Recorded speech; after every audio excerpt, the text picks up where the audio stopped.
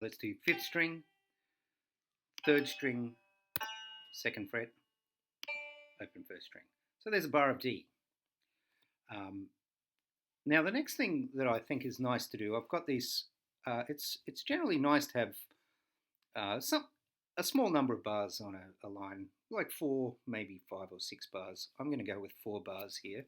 So I'll turn off the N button. I'll go up to the menu and look for View. And here I'm going to choose the Master Palette. Click. And all this stuff appears. There's a lot of stuff in here. So there's a lot you can do, but I'm just going to focus on one thing, which is 4th from the bottom, breaks and spaces. And just the very first symbol here, this little arrow, that just means it's you're changing to a new line.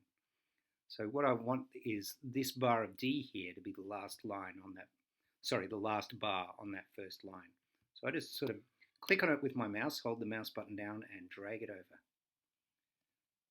Let go, and there it is. So I've got some nice, that's easy to read. I've got 4 bars on a single line.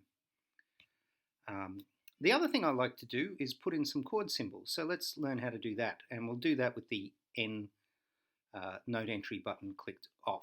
We've already got it in the off position, so that's what you have to do. So you click the first note of your bar, and then on your keyboard you press, depending on what kind of computer you're using, Control K or Command K. I'm using a Mac here, so it's Command K. On a non-Mac, almost any other computer, it will be Control K. So I just pressed that, and you see you've got this little box above the bar here. I'm going to type in a capital G, and that's how simple it is to enter chords. Let's put a C in on the next bar. So I pick the first note, Control or Command K, and then type C.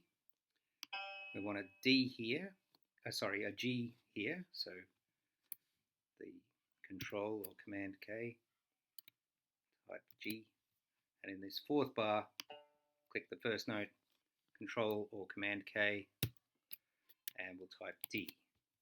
So there's our first bar. Okay, so I'm going to do 8 more bars, or maybe 4 more bars, because I want to show you a little bit more detail that will probably come up in some of your first tabs.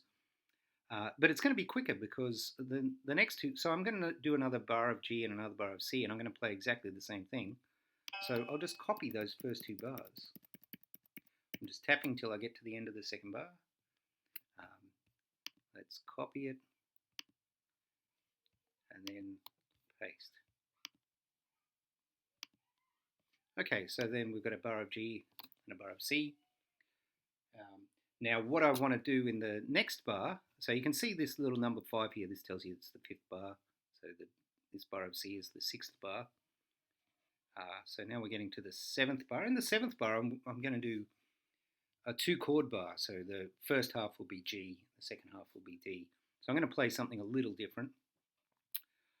So let's turn on the notes, and I'll start with a quarter note. I'm going to play a G, and then I'm going to do a pinch on the 5th string and the 1st string, just to show you how you do 2 notes at the same time. So here's the 5th string. Now if I want to play 2 notes at the same time, I just go straight above and click that. And you can extend that. If you wanted 3 notes at the same time, you could put that in as well. So you can put in chords. But I'll just do a pinch here. So that's my little line over G, just a boom, ching sort of sound. Now let's go to D. I'm going to do a D, and instead of doing a pinch, I'm going to do a 5 and then a 1st string. So I'll change to 8th notes, 5th string, 1st string. Now let's put the chords in. Turn off the N button. Control K, that's a G. Control K, and that's a D. So I've got a G and a D there.